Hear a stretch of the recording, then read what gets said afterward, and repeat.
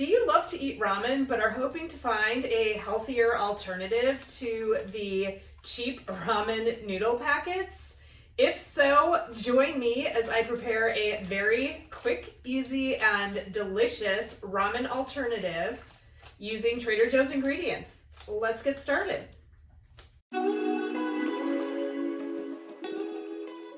here are the ingredients that I'm going to be using to prepare my ramen alternative. I start with the chicken and cilantro mini wontons from Trader Joe's, and I put those into some of the miso ginger broth. And I am a gigantic fan of ginger, so I also like to add ginger paste. Now this I do get from Aldi, but you can use fresh ginger or grated ginger. And then I also do use ground ginger. Again, I'm a huge fan, and I was not able to find ground ginger at my Trader Joe's, but the soup itself is enough, or the broth, the ginger miso broth is enough, so you don't need to add extra ginger. I just like that extra spice. So I also add some pepper to make it a little bit spicier. Other spices I use from Trader Joe's include the umami. This gives it a very nice, rich, nutty flavor. And then I also do use a little bit of the onion salt. I find it balances the flavors with the ginger really well, and it does need a tiny bit of salt to make it taste a little bit better. Organic yeast flakes. These are available at Trader Joe's. I just happened to order these off of Amazon, so I'll put a link in the video description below. Again, I think it just adds to that nuttier flavor. It gives it a richer flavor. So I do add a little bit of the yeast flakes. And then to add some extra protein, I add an egg. I typically just drop the egg in. It's almost more like an egg drop soup. And then I just twirl it around to kind of break up the egg and allow it to cook in the broth. But you can also temper the egg. If you're interested in how to use an egg to create a creamy soup, just let me know in the comments section, because I have a great recipe for a lemon chicken orzo soup where you temper the egg and it gives it like a very rich creamy flavor without adding a lot of cream and extra fat and calories. So let's go ahead and start putting the soup together. It is super simple. So the first step is I add the wontons, and I typically add 5 or 6. I think the serving size on the container says 4. They're very low in calories and fat, so I typically use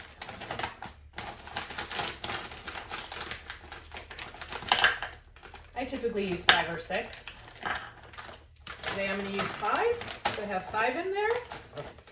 Always make sure I have these in my freezer. The soup is so easy to put together, and I love eating this soup for breakfast. It's my favorite way to get my day started. So you want to make sure that you shake up the miso. It does settle on the bottom.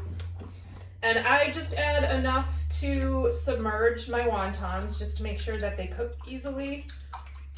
But I'm just going to add enough to cover up those wontons. And then I'm going to go ahead and get that cooking. Again, I promised you that this recipe was quick and easy. So I'm going to go ahead, and while that is cooking, takes a while for the noodles to cook, I'm going to go ahead and add my spices. I don't measure anything. So I'm just going to be adding a dash of onion salt, a very heavy dash of the umami. Stuff is great. I'm going to add the ginger, and in this case, I'm just going to finish it off. I don't even use a full teaspoon, but that way I can get rid of the jar. I add just a squeeze of the ginger paste.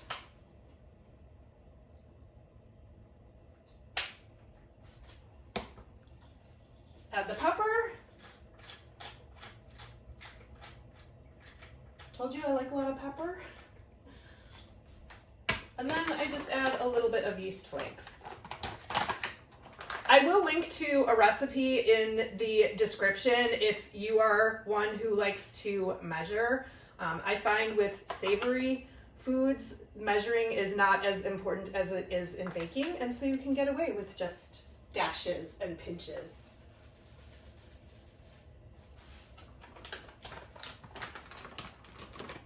so everything's there except the egg. I'm gonna let the broth heat up. And when it looks like the wontons are just about thawed out and cooked through, I am going to go ahead and I will add my egg and give it a swirl. The wontons feel like they're no longer frozen, so I'm going to go ahead and I'm going to add 1 egg. You can add 2 for even more protein. I love these pasture-raised eggs. I love that yellow yolk. And I'm just going to go ahead and crack it right in here.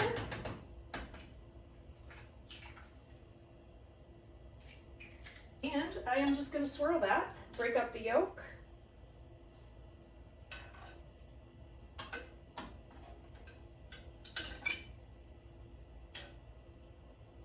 You can also use a whisk, or you can mix the egg in a bowl and then pour it in, which actually works better, but then you have another dirty dish. So I like to keep this very simple. It's basically the bowl, the spoon, and the pot. And the egg is cooking in the broth. So the more you mix, the more you break up that egg white, and the smaller the chunks of egg white are. Otherwise, if you don't give it a good stir, you'll end up with just kind of the egg cooked in the broth. And typically when I add the egg, I do turn the temperature down just a little bit. I don't want it boiling. I just want it a very nice hot broth to cook that egg. Okay, looks great. All done. Pour it in the bowl.